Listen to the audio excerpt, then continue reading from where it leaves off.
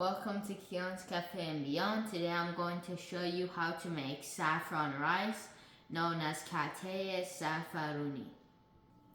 What you need for saffron rice, you need 3-quart pot, 3 cups of basmati rice, 1 tablespoon salt, ½ cup vegetable oil, 3 saffron cubes, and water that covers 1 inch above the rice during the cook.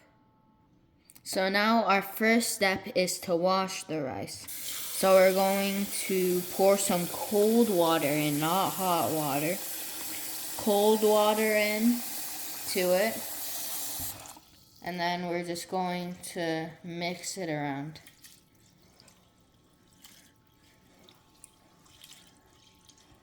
We're going to just do this a little bit. Try and get all the rice off your hands. And then you are going to empty out as much of the water as you can from the rice without letting the rice out. And then you're going to do it just once more.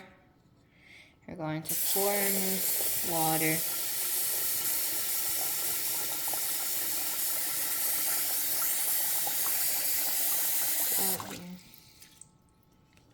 And then you're just going to wash it again.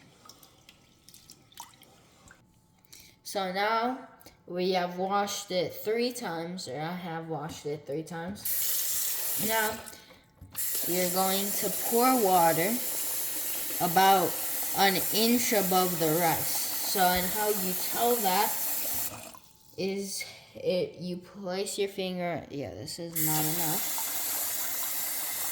You place your finger on top of the rice, and you want it to hit about your knuckle, and this is hitting perfectly my knuckle. So now we are going to take this and put it on the stove. So now I have put it on the stove. I'm now going to turn it on to medium-low heat, and I'm going to add in my salt and my oil. We don't add in the saffron right now because it won't become good. We're going to add in the saffron when it gets warm. So now, since we added the salt, we are now going to just lightly stir and try not to crush the rice. So now it is warm enough for me to add in my saffron.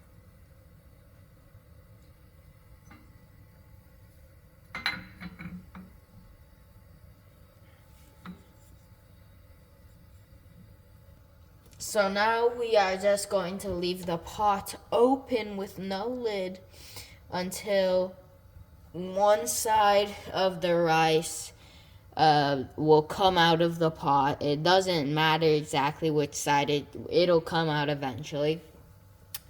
And we also want to wait until the water level goes down about half, I guess you could say, and the rice will rise.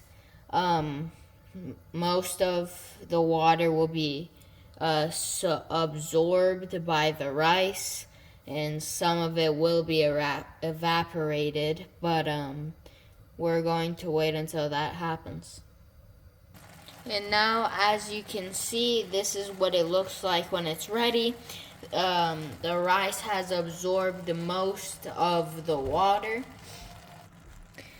It's not ready to eat, it is ready to cover. So now you are going to put the lid on, but you can't just put the normal lid on. You have to have a lid cover that I have here, or if you don't have a lid cover, you can simply just use a towel and it will work the same.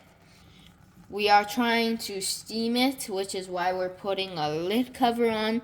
So to make sure that every part of the rice gets steam, we are going to make holes to the bottom of the pot just with a stick. I'm using my spatula. So you just make those holes, you put it on low heat, and you cover it for about 20 minutes. And you have to make sure that you don't open the lid until the 20 minutes is finished. And a hack and a tip that I like to use is that this cover by itself is not enough. It'll let out moisture, and it'll let out that steam that will make your rice 10 times better. So a hack is to put another smaller pot on top just to make sure that this cover will not let out any excess steam. So now it has been about 35 minutes. I'm going to turn the heat off, and it is ready. I'm now going to pour some water on the side so the rice will just come sliding out instead of me having to fight it out. So now all I'm doing is just pouring some water on the side, just so the bottom of that pot will just come sliding out. Be careful and try to not pour it inside the pot. So now we are going to take the lid off, and we are going to put our tray on top of it. So now our final step is to flip it onto the pot, or onto our tray.